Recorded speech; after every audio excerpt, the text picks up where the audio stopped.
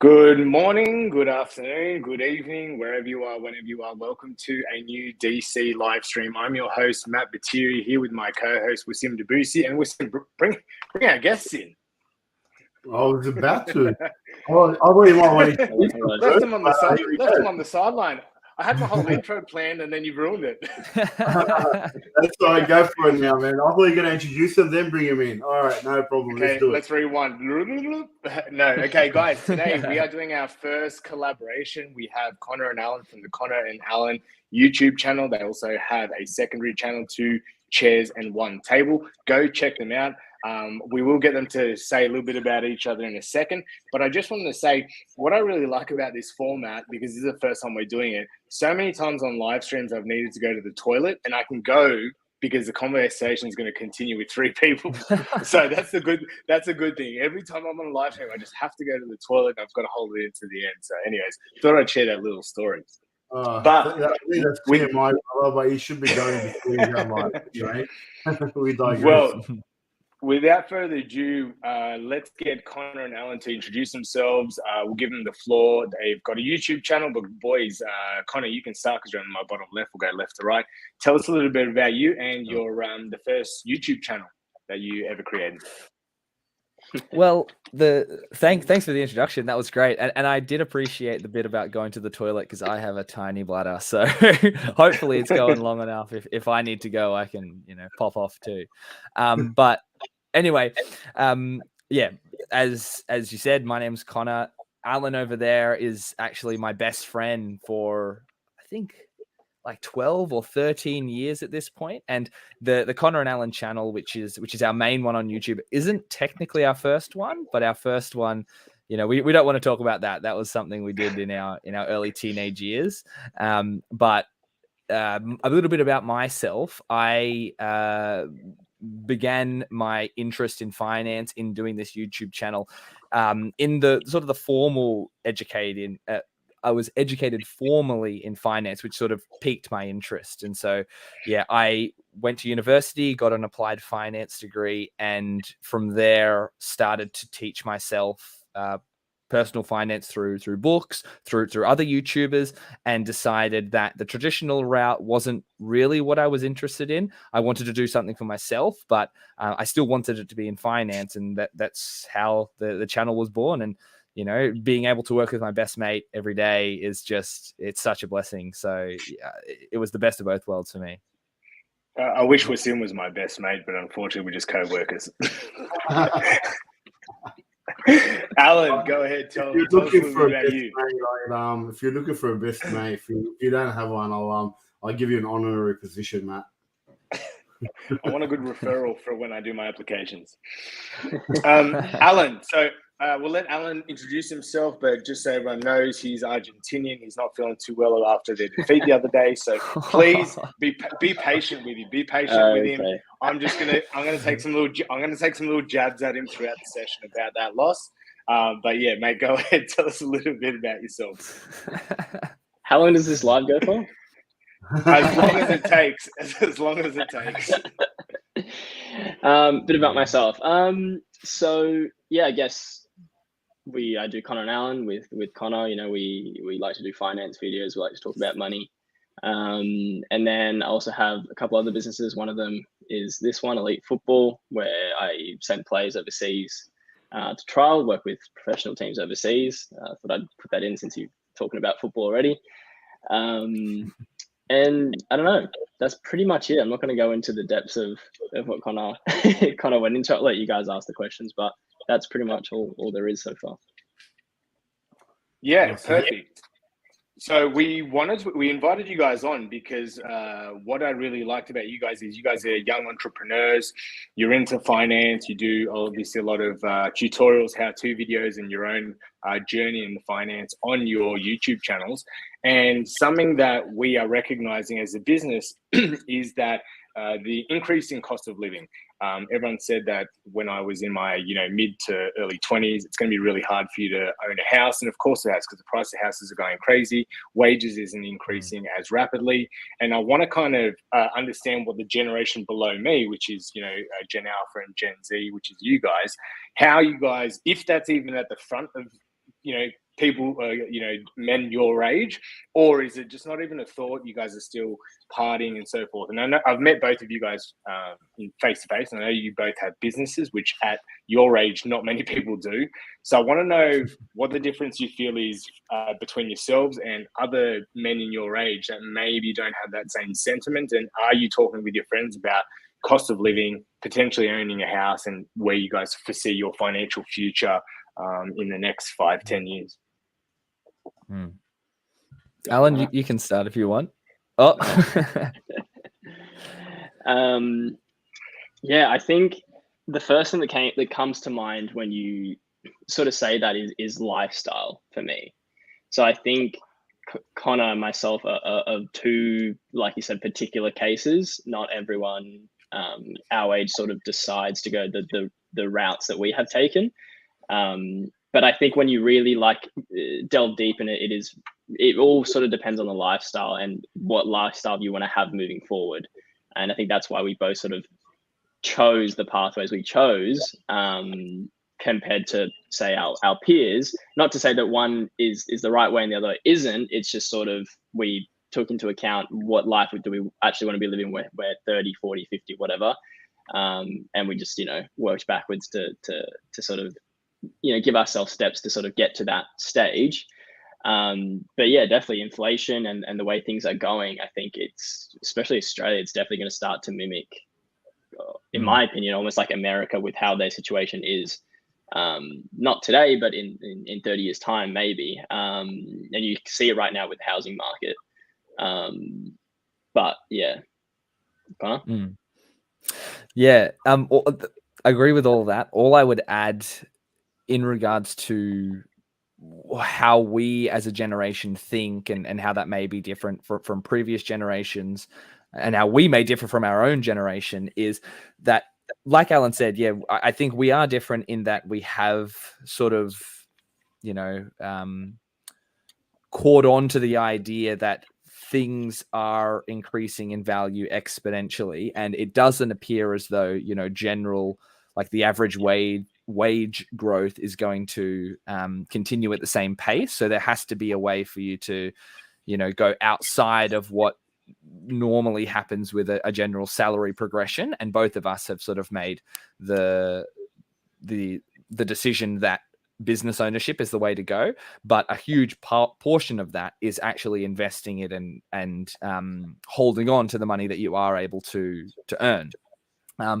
But what I would say is that I don't think on the property section specifically, that is something that just Alan and I think about, because very much I would say it's sort of like a trend in Australia for your parents, your grandparents, the media to talk about how important home ownership is. Sometimes, I think, too far.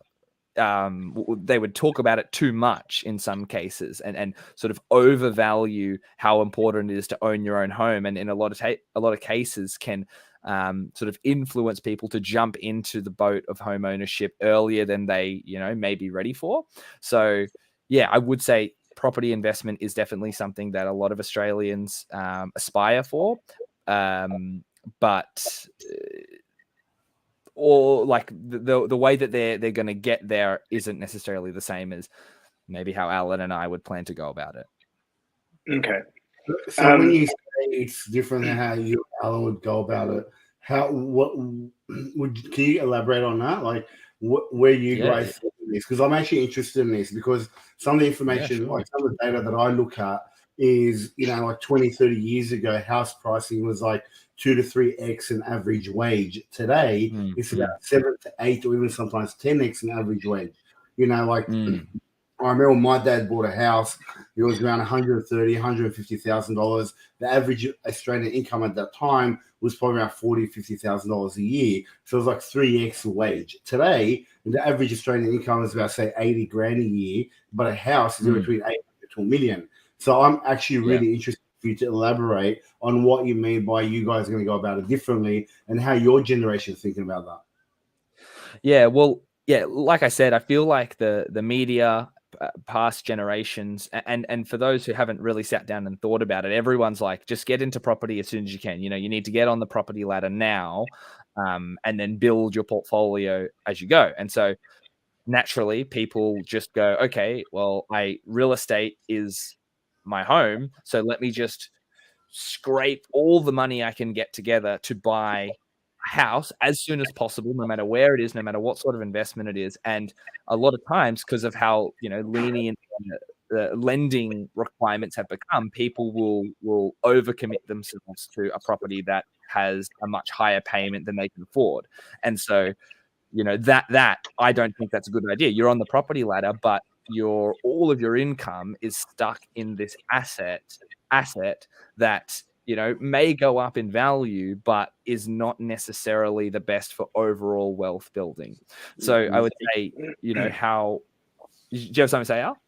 Yeah, I was going to add to that. Like it goes back to like what I mentioned about like lifestyle and how you want to live your life in your 30s and your 40s. And I think we both have a lot of friends that are sort of young and have just purchased their first home, but what they've done is they were desperate to buy their first home, and so whatever job they have currently, whatever income they have is sort of fixed, let's say, and now they're putting all this money towards paying back this home, and they're just going to keep doing that for the foreseeable future. And when you add all the other bills, it's like it's going to be incredibly hard to sort of get out of that sort of rat race when you do it like that. Whereas I think Connor and I, well, at least myself specifically now, am investing back into my businesses to try and increase my income, to then when I'm prepared to sort of diversify and buy property or whatever, then I can do so. But I think we're aware that the main focus that we should have as a generation is how do we increase our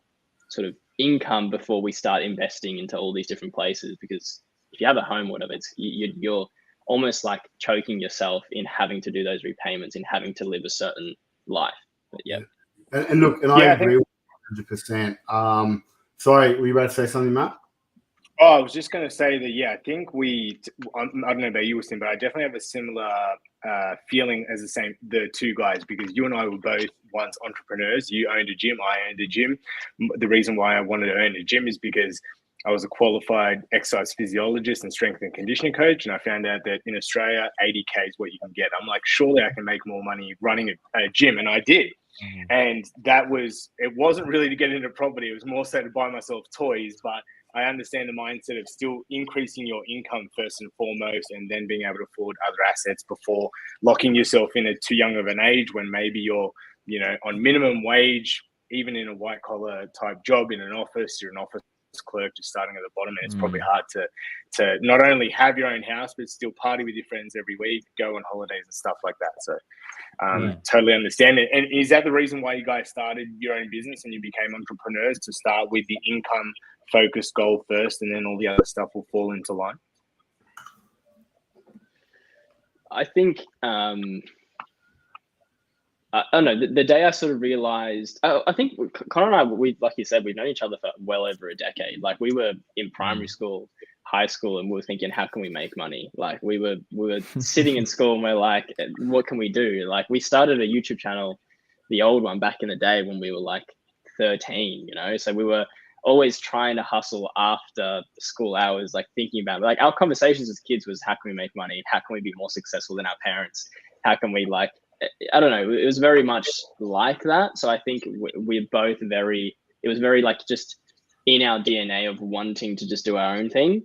But once I got, I don't know, to about 20 or so, I realized that I would personally be happier working for myself 80 hours a week and making 60K than I would be working for someone else, working 30 hours a week and making 120K. When I realized that in my mind, that I'd prefer to sacrifice everything and just go for it, and I'd still be happier doing that other thing, that's when I made the full switch to like quit my job and just go out and do whatever. That's yeah. You go on, Connor.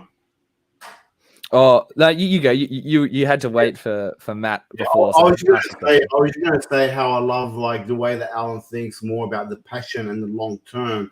because I think a lot of the conditioning that we get at school, even like I grew up and, Matt and I went through the Australian education system, and we're conditioned to get that job and work that 30, 40 hours, sometimes 60 hours, and climb the corporate ladder. And I've done that in the past. And unless you're doing something that you're passionate about, and I think that's where, Allan's really coming from, is that he's doing something that he wants to do on his terms, and money comes second. And I think when people understand that and the fulfillment to get out of that, that's such an important lesson. And I didn't learn that lesson too much later in life. So for you guys to have that lesson at such a young age is absolutely amazing. And I definitely can commend you guys for that.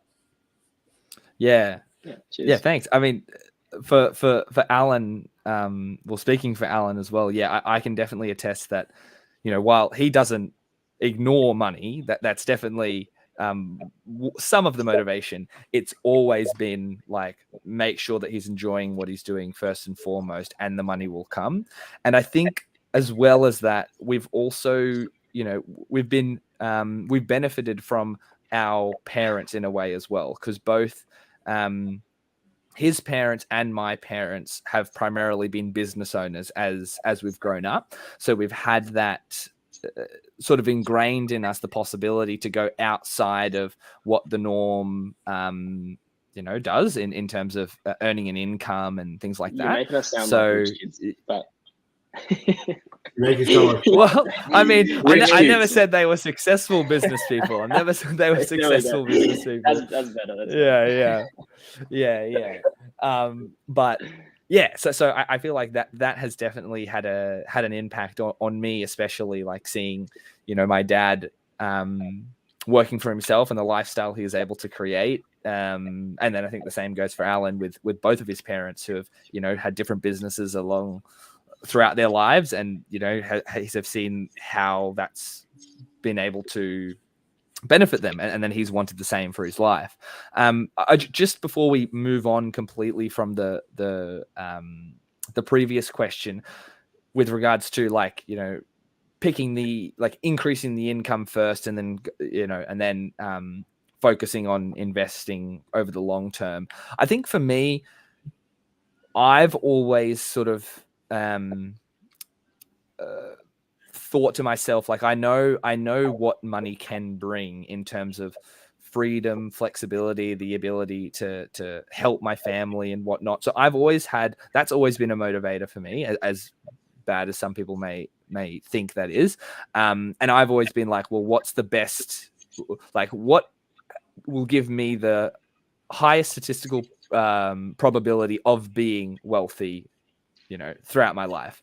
And so for me, I've always had two trains of thought. There's always been, there's no cap on the income that you can earn for yourself. So I've always had that. And then obviously, Allan's doing it as well. My parents were like that. So I had that all pushing me down that road. And then investing for the future, that's another thing, and a completely separate thing in my mind.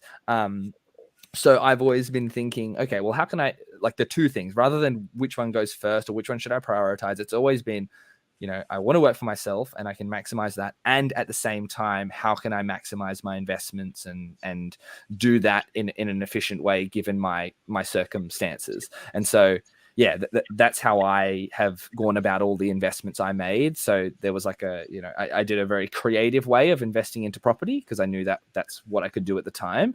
And I was trying to avoid what I mentioned just before, getting in over my head and buying a house when it's probably not the right time. And maybe I don't want to live in the area where the best property investments are found. So, yeah.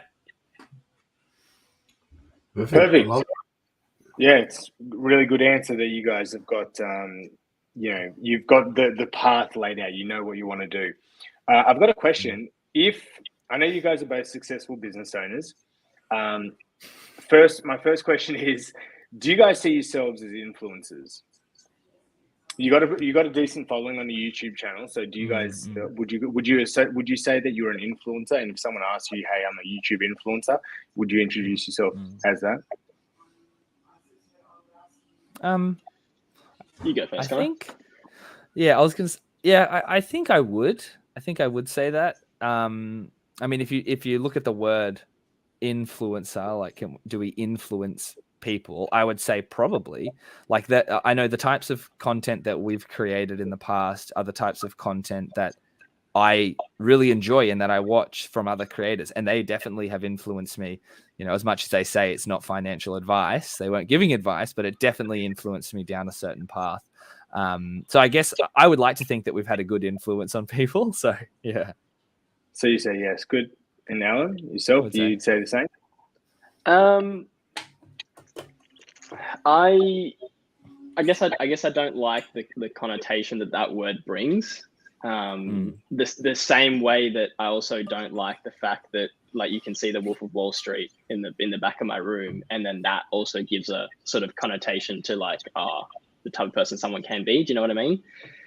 But in a way, I sort of like. I hope that what we provide online influences people in the same way that, say, my dad influences me when I go to him for advice. So, like, I hope that that's sort of the angle that people take. And in that case, that is part of the reason why I do different things in all my businesses. I want to tick sort of different boxes, and I want to, like, expand my outreach to be sort of affecting, like, as big of a massive population that I can, if that makes sense. So yeah, it makes sense. Yeah, I want to be in the right way. So the second part of my question is, if you had a larger following than what you already do have, let's just say YouTube starts paying more bills than what your current jobs are paying you guys, would you feel it's natural to transition to social media? Because I feel like kids, you know, younger generation these days, they're like, I've got to be famous on TikTok so I can make money. My generation's all about being Insta famous and making money off Instagram. I feel like it's a mixed, diverse crowd that do YouTube. You've got really young to really old. They're also on those other platforms, but I feel predominantly the age group is like, you know, TikToky. So would you guys both close your businesses and do YouTube full time if YouTube was paying the bills ridiculously, or do you guys really enjoy what you're doing now that you would still try and do both and really become a really big entrepreneur, like a guy that has their hands in many baskets and starts, you know, accumulating assets through the different businesses and growing wider? Or would you just focus on one? Connor? That's a good question. I think it would really depend on the situation, because I honestly feel like we could probably scale the YouTube channel quite a bit more and not necessarily have to increase the amount of time that we're putting into it, like proportionally. I think we could do like probably a little bit more and grow.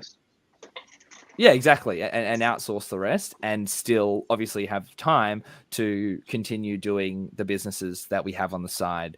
I would be, it would have to be a real specific case for me to go, I'm going to put all of my time and energy into Connor and Allan, and I'm going to walk away from your Compass and stuff. Because I feel like in most scenarios, I could probably, you know, maybe increase it a little bit, but not fully give up on the other one.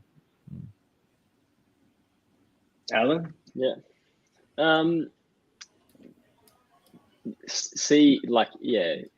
It's tough to think of a reality where this is like huge comparatively to like the other business. Like with Elite Football, for example, I've got like 25,000 followers on Instagram. So technically, if you want to talk about numbers, then it's bigger.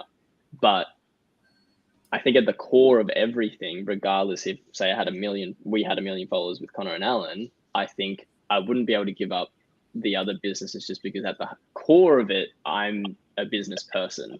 And what I get out of my other two businesses, I can never get out of Connor and Allan. Like me being able to, you know, talk to big clients, you know, convince people, do sales, you know, talk to big partners and like really close in on sort of deals in like a completely different world. I wouldn't be able to do it with Connor and Allan making videos. And like, but making videos, I can't, like the way I do with Connor and Allan, I can't do with the other businesses. So I feel like what I've sort of tried to do with my life specifically is get to a point where I'm not doing much work, but I'm fulfilling all the aspects of my personality, all the stuff that I like doing in businesses. That's sort of what I'm aiming for moving on. So I can't just get rid of one. Yeah, makes sense. Wassim, do you have a follow-up question? No, not on that one. I do have a different question though. There's a lot of talk about hustler mentality. You see it on TikTok, you see it on YouTube, you see it on Facebook, all this Insta, all this social media. There's this hustler mentality, especially with the younger generation. You know, I see it with my children and so forth. I'd like to know what that means for you and how that has influenced you, if it has, to get into business. I think, and forgive me if this doesn't answer the question directly, but I have identified something like that. I think a good way the way I usually put it is, you know, in the past, people have been influenced by their neighbors being the people that they interact with on a daily basis. So, you know, the people that you work with, the people that you go to school with, your physical neighbors, people who live next to you, your friends and family and whatnot. So, you know, and you've had generally a random set of people that you interact with. And so, you know, while everyone is trying to climb to the top of that group, that when it's a random selection out of the world, it could be difficult. It could be difficult depending on the group that you're surrounded with. But generally, you know, that's just been a whole handful of people, right? Now, with our generation, and probably like with your kids, and like Matt's probably was like the real start of it with social media.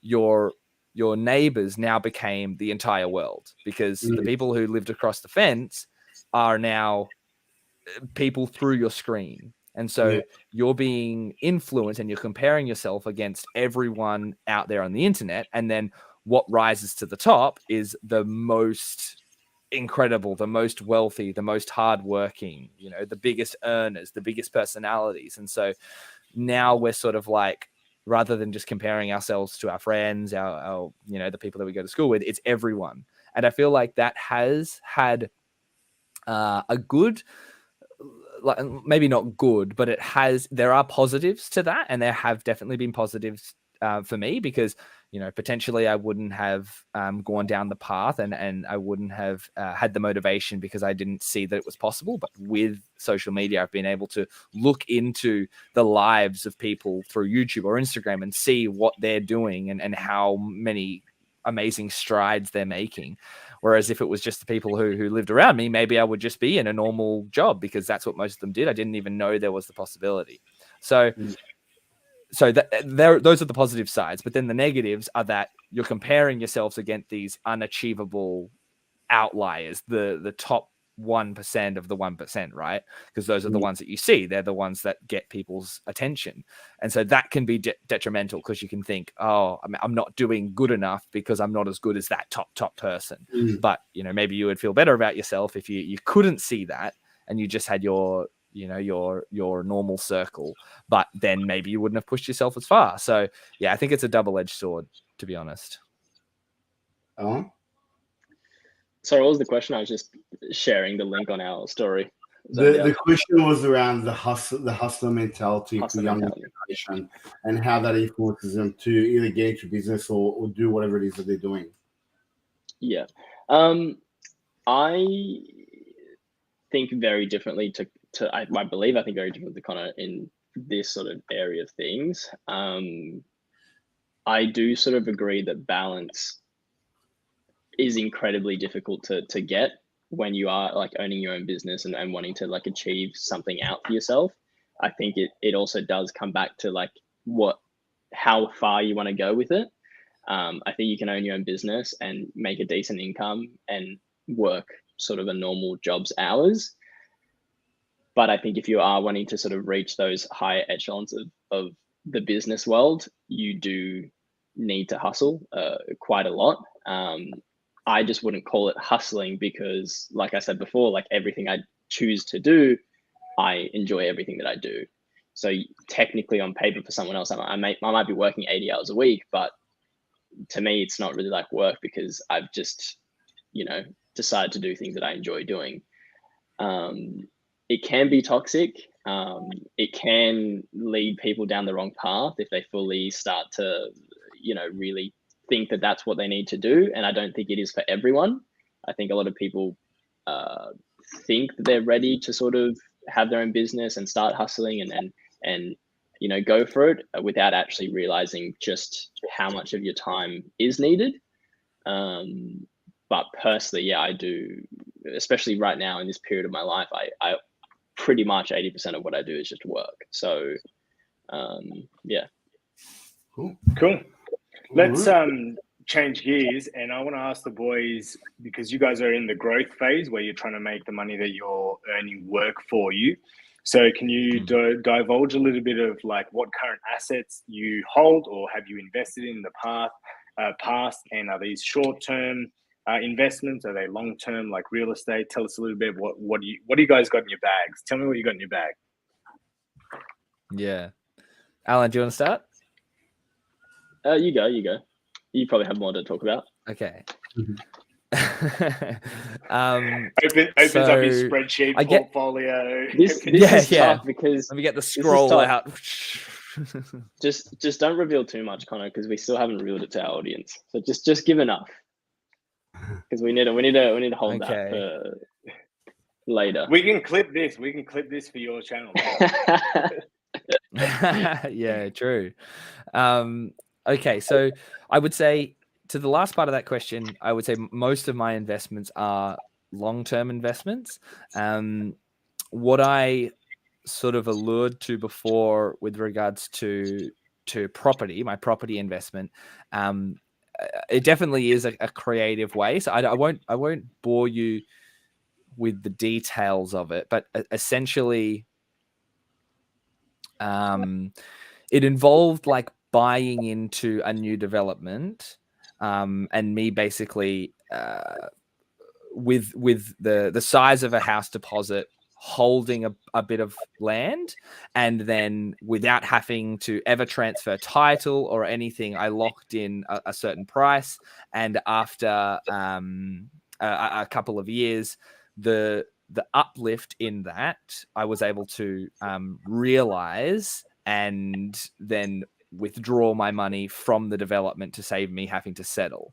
So I don't know if that made any sense, but it is a little bit complicated. And I had property options. Was it like a property? Yeah, that's option? right. Yeah. Yes, exactly.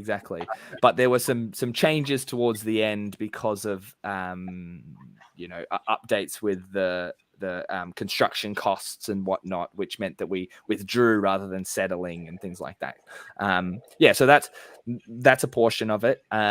Obviously, a big thing for me is, and every Australian has it, is super. So I make sure to take advantage of that and use income that I've earned in my business to contribute.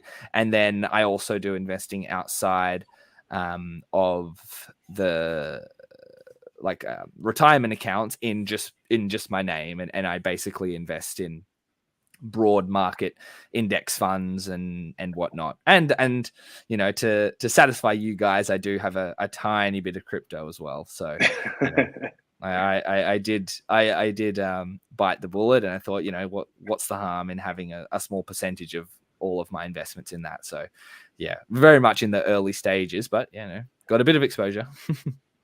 Perfect. Alan? Yeah.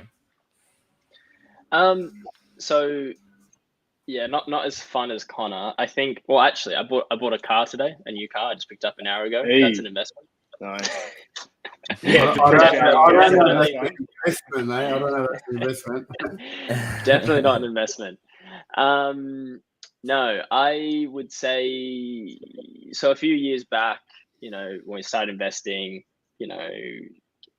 all I do right now is casually put in every month, contribute to the S&P 500, contribute to the ASX. That's what I do monthly. I haven't stopped doing that. I don't invest in super at all right now. I don't invest in any sort of stuff that Connor does. Haven't invested in property. Haven't done any of that. Like I mentioned before, right now and for the foreseeable future, my goal is to keep growing my 3 businesses. And the way that I see that I'm going to make it sort of sustainable for me to keep growing them and sort of keep that momentum is to not just spike up and then sort of crash, is by every time I don't want to do something, I just offload it and invest that money into getting someone else to do it and sort of keep growing the business. So that's some free business advice. But right now, all the money that's coming into my pocket while my parents are gracious enough for me to sort of live in their house, I'm just putting all that money back into the businesses to like I said, grow that income. Because for me personally today, while I would love to invest heaps in the stock market, would love to dabble in crypto like I was, 2 years ago, I think my return on investment today, and when you look at sort of the opportunity cost, I just find it better to put all that back into the business. So my investment right now is myself in the businesses. Yeah, perfect. Alrighty. Well, that we've covered everything that we wanted to cover on this stream, and then you guys have been gracious to give us a lot of your time and also tell us what the generation below me is thinking. I'm below Wassim. He's a bit older than me, so I'm below him, and you guys are below me. Just so we get the hierarchy of ages. Don't let the beard for you guys. The beard is still coloured, whereas his is grey, so you can see that we're a little bit generations apart. So, gents, it's been an absolute pleasure having you on. Thank you so much for coming. Do you guys want to leave us with a couple of parting words? Tell us a little bit about your other businesses and maybe where people can get in contact with you, either YouTube or personal contacts. Go ahead, Connor. Well, so yeah, I didn't really introduce it. I'll be brief. My other business, its name's Your Compass. Basically, my business partner and I met while working for a university while I was studying, and we found that there were a lot of misconceptions about the process of applying, basically the administrative side of studying, setting up scholarships, submitting applications, all of that, which applied across the board. So when we got asked a question at the uni we were working for, they, the answer we had to give was related to that specific uni. And so, we couldn't actually provide the right advice if there was a better option somewhere else. So we were like, the way we fix this is to go out on our own. And so now we advise students of Australia who are worried about getting into the course they want to get into. Maybe they didn't finish high school, or they didn't get very high grades and they want to get into something that requires more than they have. Then we sort of, actually, consult on the. This is a selling point for Connor. He actually helped me get a full scholarship when I wanted to go to uni for a little bit. So it works. Yeah, it's true. It's true. Yeah. And it's crazy. There are so many opportunities, like not only to get free money, but, also to get you into courses that you would never see, you would never believe to be possible. Like a very easy example I always say is there's a pretty straightforward pathway for someone who dropped out in high school to become a doctor. And it's not as hard as you may think. So, that's, I think that should tell you all you need to know. There are pathways out there. It's just about finding it. And so we help people do that. So you're saying there's a chance. Yeah, there's always a chance. Like I have yet to. I'm glad you guys got to find that, a student. I was thinking the Dumb and Dumber quote's going to look really good right here, but if they don't know Dumb and Dumber, then it's going to be a flop. No, we're not that young. We're not that young. And as my wife says, if you have to explain the joke, it's not funny. And I had to explain it then, so it probably wasn't funny. I enjoyed it. Yeah, but the name of that business is Your Compass. So if you just Google that, our website will come up, and we have attached socials and whatnot. Yeah, but then otherwise, like if you're on the platform, if you're on YouTube, check us out. It's just Connor and Allan. It should be the first one to pop up. So that's what I would say. And we'll head over to the football fan. No, done. Same thing. I mentioned elite football. I won't mention the other business on here. Keep it PG. And yeah, watch Connor and Allan. If you want any links, and I'm sure you can dive into the rabbit hole and even on our description, you can see our businesses as well. Awesome. Well, thank you guys once again, viewers. Thanks for watching. Please like, subscribe, and turn on notifications for all our videos. We're coming to you live 5 days a week, Monday to Friday, and educational stuff on Saturday and Sunday. But once again, thank you for watching, and we'll catch you guys on our next live stream. Bye for now. So, guys.